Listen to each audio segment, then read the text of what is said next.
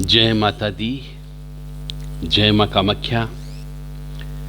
माँ भगवती जगत जननी आद्य शक्ति भवानी आपको सुखी रखे, स्वस्थ रखे, प्रसन्न रखे। मनुष्य का जीवन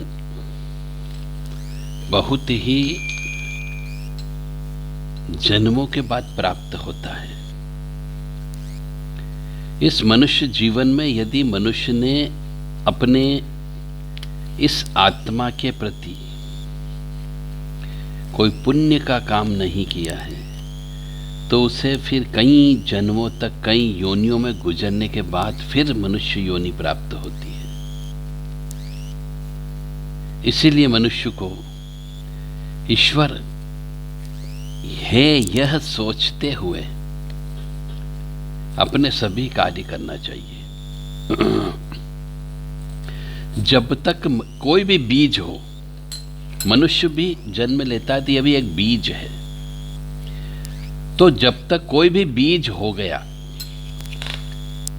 किसी वृक्ष का, किसी पौधे का बीज हो गया, फल के अंदर से निकलता है बीज, फली के अंदर से निकलता है, तो जब तक बीज जो है मिटता नहीं है वह वृक्ष नहीं बन सकता। और वृक्ष बनने पर ही फल की प्राप्ति होती है। यानी मनुष्य को अपना अहम का भाव समाप्त करना होगा, अपने आप को मिटाना होगा, तब वह वृक्ष बनता है और उसके बाद ही फल की प्राप्ति होती है। तो जब तक अंकुरन नहीं होता है, बीज की मृत्यु ही वृक्ष का जन्म है। एक तरीके से बीज समाप्त हो जाता है, एक पौधा बनता है, धीरे धीरे वो वृक्ष बन जाता है। जैसे कि एक उदाहरण हम लेते हैं, एक पानी की एक बूंद है। वो पानी की बूंद, छोटी सी बूंद एक विराट सागर में यदि मिला दी जाती है तो फिर उसका पता ही नहीं चलता है। न कोई उसका ओर मिलता है, न कोई उसका छोर मिलता है। फिर शायद वो इस जन्म में या अगले कई जन्म तक हमें मुलाकात भी न हो। इतनी खोने की जिसकी हिम्मत है वही भगवान का भक्त बन सकता है। यानी कहने का अर्थ यहां पर यह बहुत गहरा अर्थ है कि एक बूंद जो है यदि वो सागर में मिला दी जाती है तो उसको आप कैसे ढूंढोगे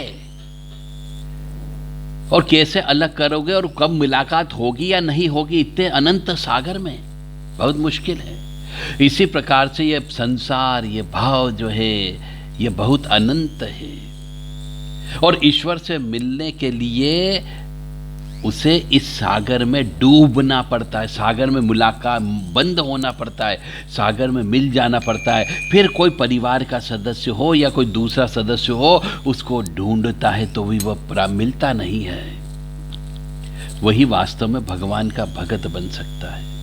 यानी जो व्यक्ति माया से, मोह से, प्रेम से, इन सब चीजों से दूर हो जाता है, यानी निर्मोही बन जाता है, वही वास्तव में भगवान का भक्त कहलाता है। और जो भगत होने का अर्थ है बूंद का सागर में समा जाना। यानी ईश्वर तो इतना बड़ा है, हम तो उसकी छोटी सी आत्मा है। और यदि वो वापस उस परमात्मा में ही मिल जाए तो उसमें वो समा जाएगा। बस ये ही वास्तविक भक्त है, वही भक्त हो सकता है। बीज का मिट्टी में मिल जाना, उसके अंदर वापस समाहित हो जाना होता है। तो यदि एक बीज है, यदि वो अपने को तोड़ने का निर्णय ले ले, जैसे कि एक मनुष्य जमीन में बीज को बोता है,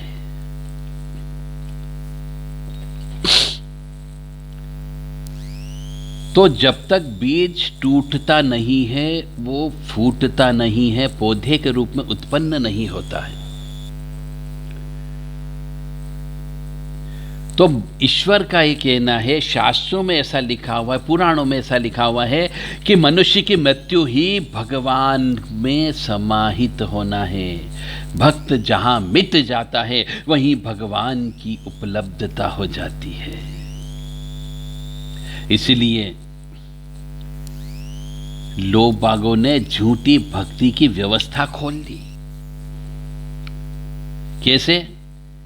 कि अपने आप को मिटाने से बचा सके। क्योंकि भगवान में यदि मिल जाना है ना, अपने आप को मिटा देना, फिर आपका अस्तित्व खत्म। तो उससे बचने का तरीका क्या है?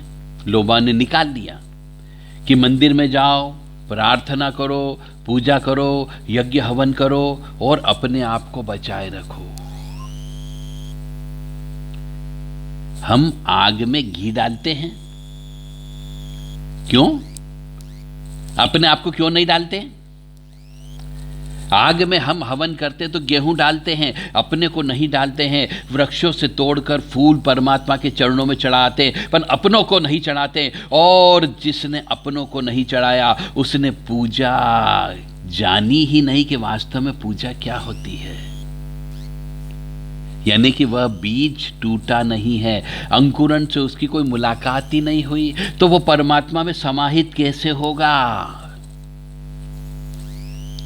शायद इतनी गहराई को आप समझ नहीं पाए हो, और समझ गए हो तो बहुत अच्छी बात है कि भक्त वास्तव में वही है जो परमात्मा में समाहित हो जाए, और जिसका कोई अस्तित्व नहीं होता है, कोई ढूंढता है तो मिलता भी नहीं है, उसे ही उस असली भगत कहा गया है। यानी ईश्वर के प्रति समर्पण भाव, उस ईश्वर में रम जाना, उस ईश्वर में डूब जाना ही वास्तव में सच्ची भक्ति होती है। जय माता दी, जय मां कामाख्या।